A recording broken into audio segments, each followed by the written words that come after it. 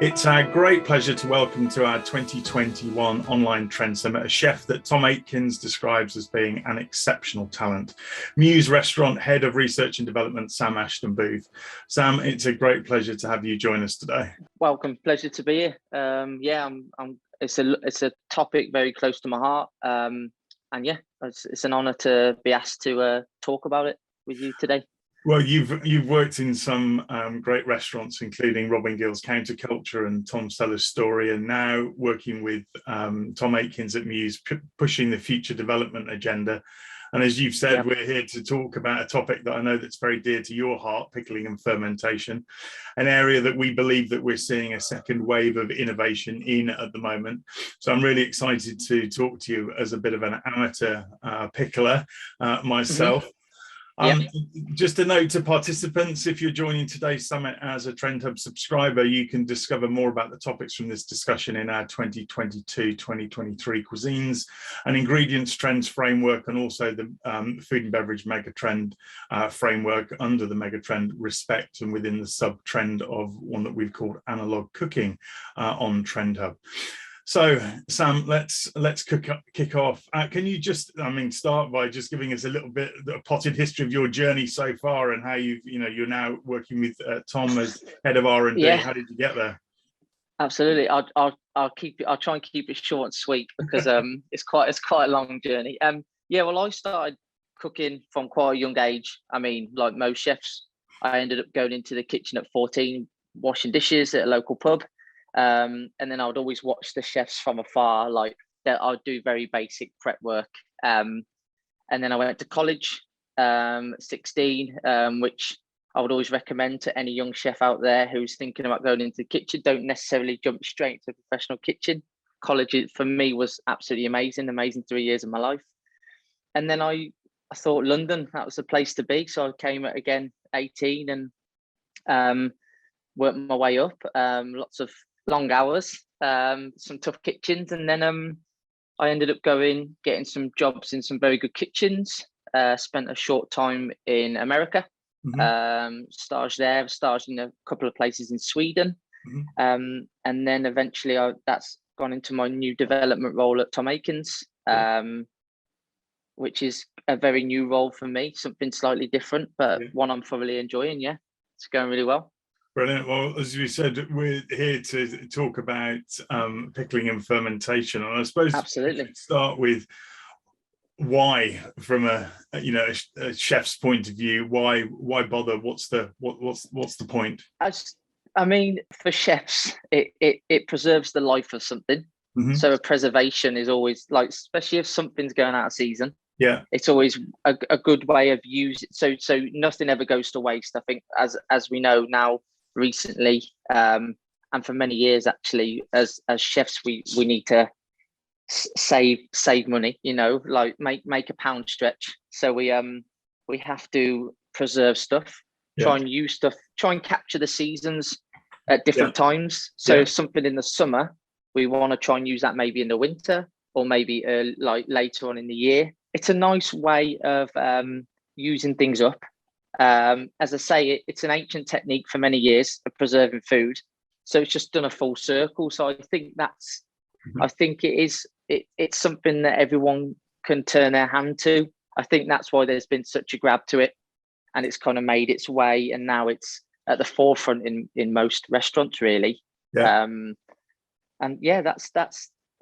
what we try and do at Muse. Whenever we're coming up with a dish, it's kind of, that's why it's so relevant right now. Pickling, fermenting, creating vinegars, and it's healthy.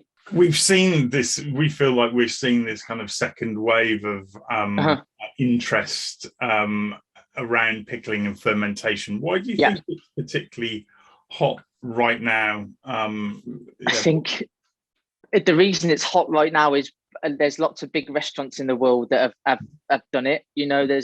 They're writing books about it now. It's kind of like you'll see as food trends.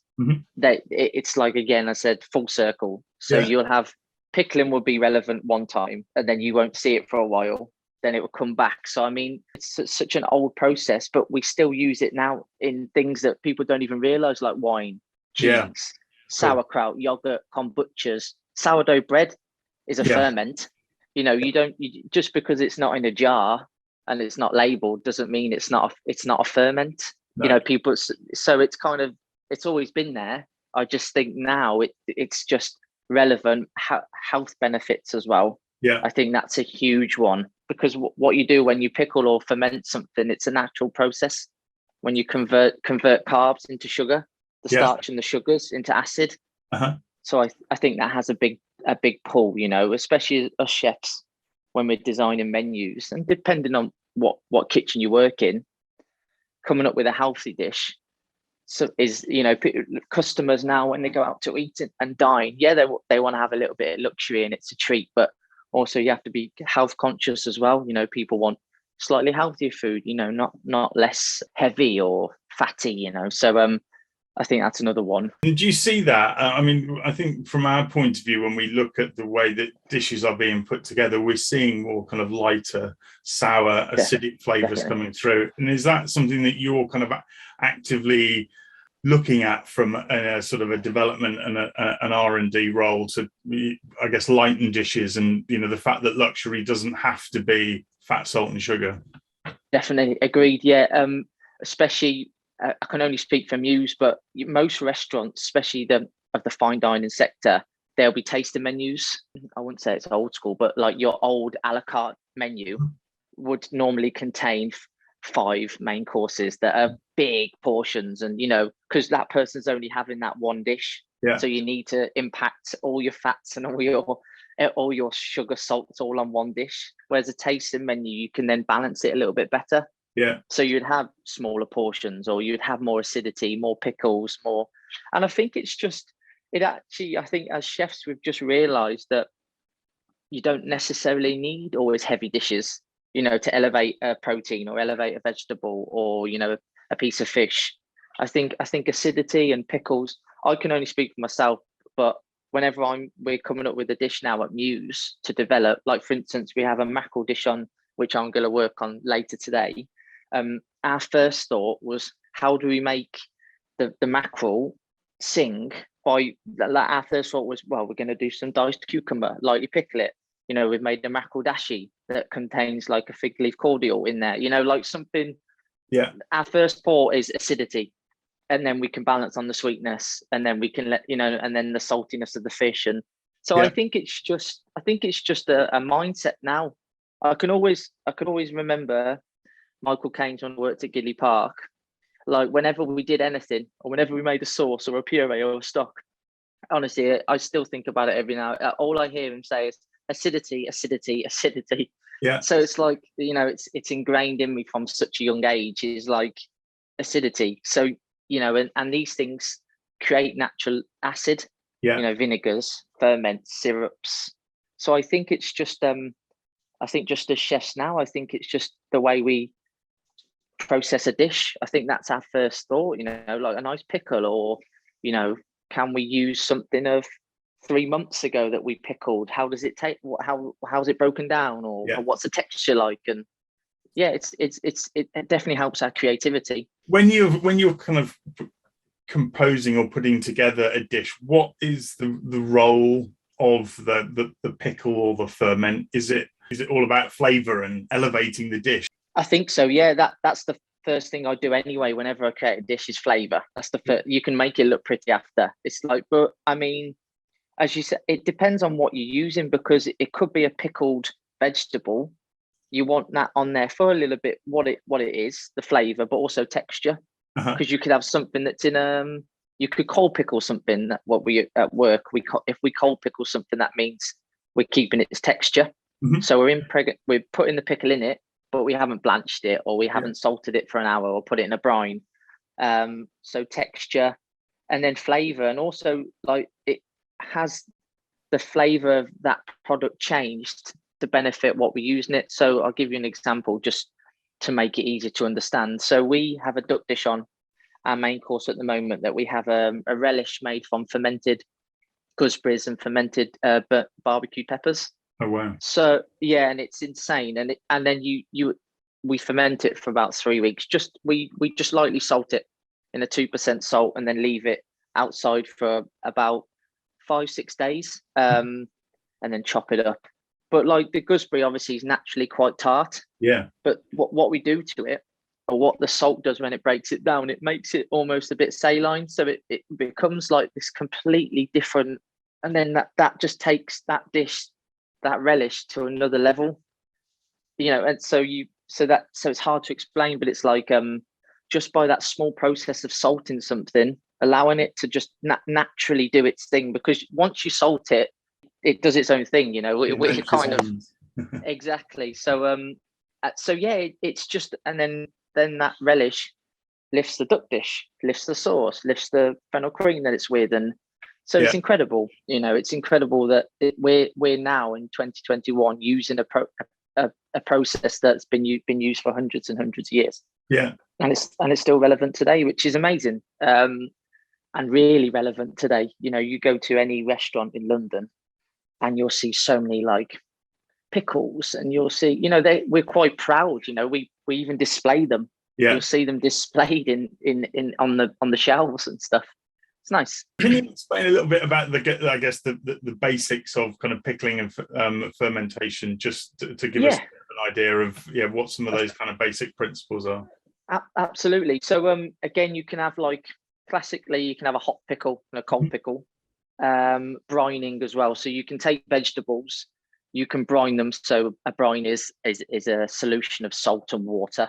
So you can have 1 to 100% salt, depending on how salty you want stuff. Hot pickle, you can make your pickles, which classically is vinegar, water, sugar. And then after that, it's entirely up to you. So obviously at Muse, we use lots of spices, lots of herbs, extra of those depending on what we're pickling. If it's carrots, for instance, we'll use lots of tarragon. If it's turnips, we might use lots of parsley or lovage stems or something along those lines.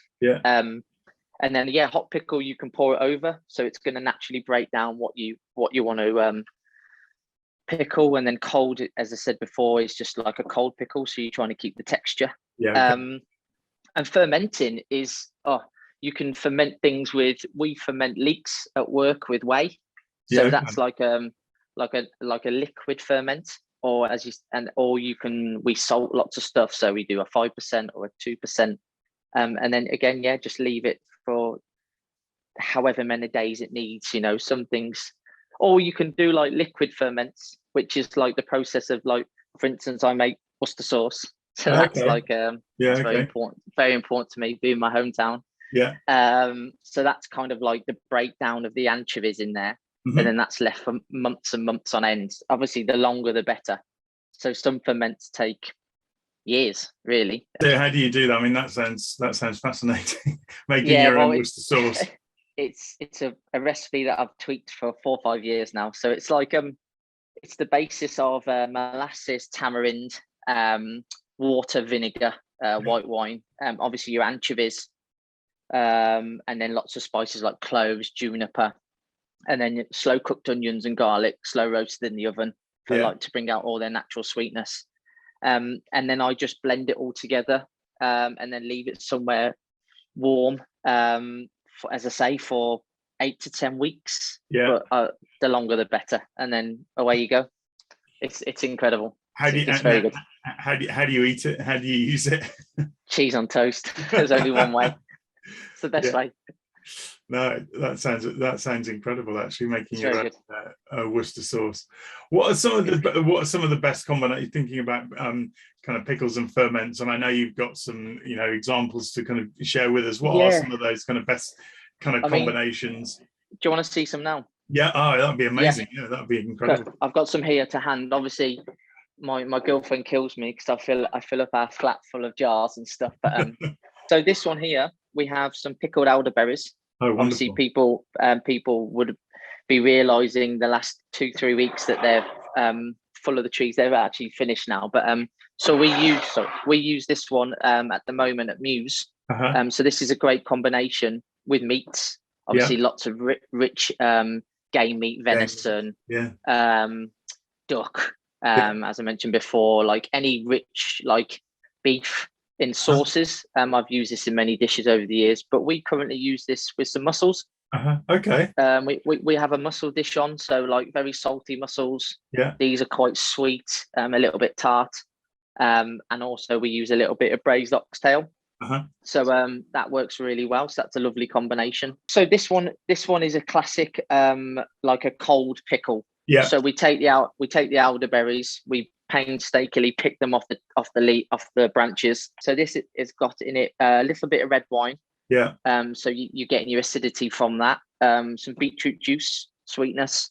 We've got a little bit of orange juice, again, there's acidity. And we've got some juniper, some black peppercorns, tiny bit of Szechuan. Yeah. Chef Tom loves Szechuan pepper, so that ends up going in most pickles. But I also think it works really well. It has like that funny, like kind of twang that you get at the back of your, like when you eat pineapple. Yeah. And it really works. Tickles at the back of the throat, doesn't it? Yeah. Exactly. But you have to get the balance right, because you don't want to put too much in there. And then we just pour it over cold, and then away you go with that one. But I mean, other classic combinations: pickled turnips with beef. I've used pickled cherries in the past with beef on a beef tartare. That works really well. Yeah. You know, like you've got your richness, your fattiness, something sweet.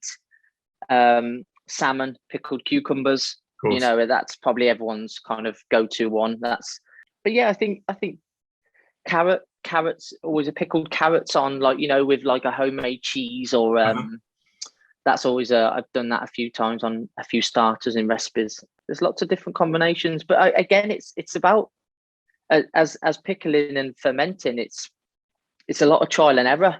So it's things that you think wouldn't go well together probably end up doing, like fruits. Yeah. Pickled fruit, you know, that was unheard of years and years ago. Like pickling a strawberry, you'd be like, why would you pickle a strawberry? But you can, because you can also have fresh strawberries on the same plate. What would you pickle using the strawberry example there? So we could make a strawberry juice. So we would take some fresh strawberries, we would pack them with some sugar, leave them for a couple of days, pass that juice off so the strawberries naturally break down. Yeah. And then we're fortunate at Muse that we have lots of vinegars that we've had for months, and we constantly have like a rolling production line of vinegars and stuff. So we make our own strawberry pickle.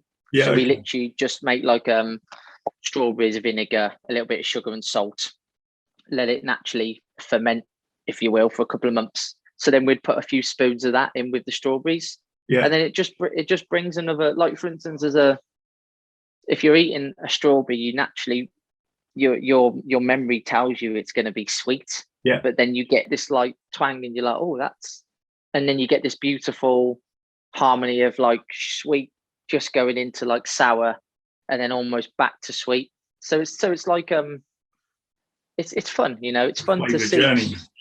Yeah, exactly. And then you see the guest will then eat it and be like, oh wow, I've never had a pickled strawberry before.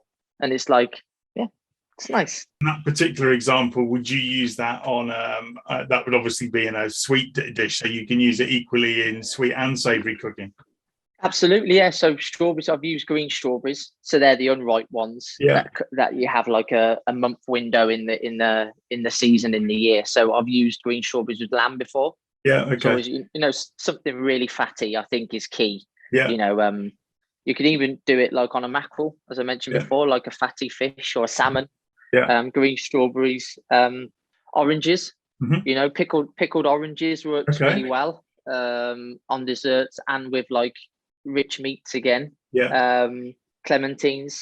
Normally I'll take lots of clementines and oranges and stone fruit.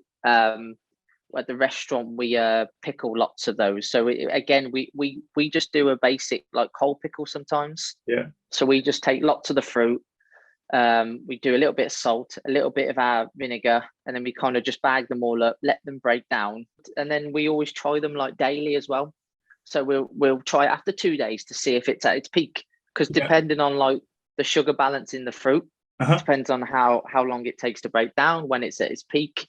So it's all about like trial and error, you know, and certain different batches of fruit. You know, like 1 year the peaches might be extra sweet because of the weather, or they might be. So it's all dependent on that. But yeah, lots of. So we have here. This one's like a Douglas fir infused honey. Yeah. So this is like an infusion. So this one's got a little bit of salt in. Yeah. So this is one of my favorites, because pine, I love pine, and again, it's banging season right now. But this one I made probably 2 years ago.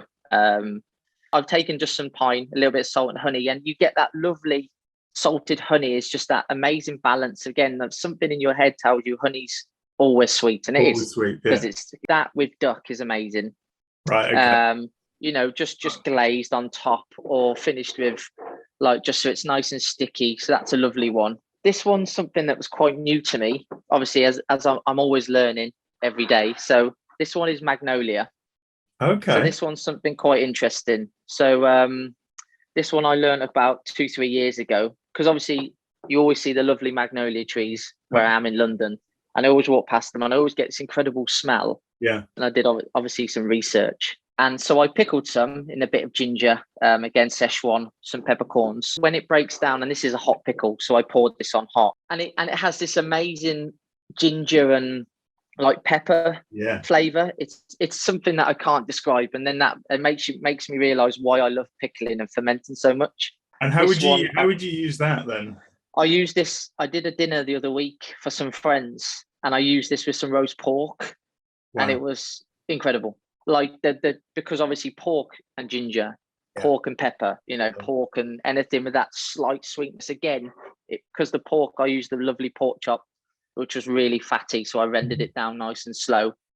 It was insane. It makes me realize why, if I come up with dishes now or ideas or anything, there's always a pickling element or something exciting that we haven't pickled before, or you know, or just talking about it now, I might sound sad, but I just love it, and I'll be doing it for many. I'll do it forever. When I'm retired, that's all I'll do. Fill up jars. Have you got anything else there that you'd like to share with us? I have. I've got meadow sweet again, which is something that not a lot of people will maybe heard of or used. I know as chefs know about it, but again, this grows in the marshes. So I went and picked loads of meadow sweet in Walthamstow marshes about 2 months ago. It was growing like abundance, and I was walking with my girlfriend, and I was like, I've got to go and pickle this. And she's like, okay. So I run off with my bag and scissors, and we dried some out. Because there are different ways of doing like infusions and stuff. So elderflowers, you can dry them. Yes. You know, it sometimes intensifies the flavor. Sometimes you can just do them fresh, you know, to capture the freshness. So I dried these, made like a classic syrup, 50-50. And then we use this at work. We've used this on some fish dishes. We used it with a little bit of trout. You know, it has this like, we almost sometimes take sugar from a recipe. So for instance, if we're curing a fish with a little bit of salt and sugar, we sometimes take the sugar out, and then we'll use like a flavored sugar, if you want to call it that. And then it's amazing. Replace it with that syrup. You'd use the syrup in its place, would you? Exactly. And it's amazing how much the meadow sweet imparts and how much it carries throughout the dish. And then there is one other thing that I do want to show you, which is something, it's the first time I've done it this year. And actually, like, it's turned out amazing, is cherry blossom. Oh, wow. The good one with this one, and what I did differently this year, because this is a syrup. Yeah. But what I did is I lightly salted them. Yeah, okay. So what I did is I salted them for 3 days, just like almost 0.5% of salt. So it's very small amount. You might, when you're putting it on, you might think it's not going to do much, but it's incredible how after 3 days it breaks them all down and you get this amazing aroma. And then we dried it out, and then I made like a mulch, I call it. So I take the cherry blossoms dried. Yeah. I then season it with a little bit of sugar, leave it overnight, and then I take this, like, it obviously breaks it down, and then I weigh it with some water, and it's incredible. It's actually currently used on a scallop dish at the moment. Oh, really? At Muse. Yeah, we use it with we make like a vinaigrette, cure some scallops with some cucumber, a little bit of almond, gazpacho, and some wild fennel. You actually put the cherry blossom itself on, we make a powder. Me and Chef did a large batch, so we did some syrup, a little bit of vinegar, and then we make like a little cherry blossom powder, slightly salted again. And So we got all the cherry blossoms.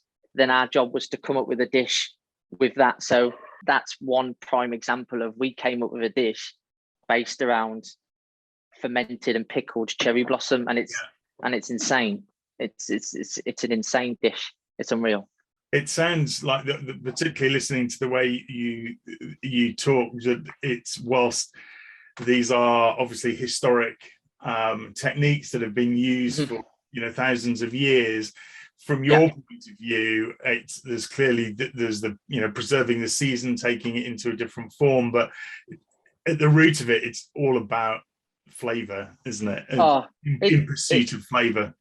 Absolutely. There's something special about I think I just like the beauty of it, that you put something in a jar and then you can't do anything to it. It's basically, I think that it's almost like a game. It's like hit and miss. You can leave, because I'm not gonna lie, I'm not gonna stand in and say I haven't had loads of failures, because I've had some absolute disasters. Things you've left and then you go back and you think, whoa, that's way too acidic, or that's gone off or sour, or but I just love the beauty of the fact that you put it in a jar, let it do its thing, and you can come back after 2 months and it's amazing. It's beautiful. It's very good. It's something I love.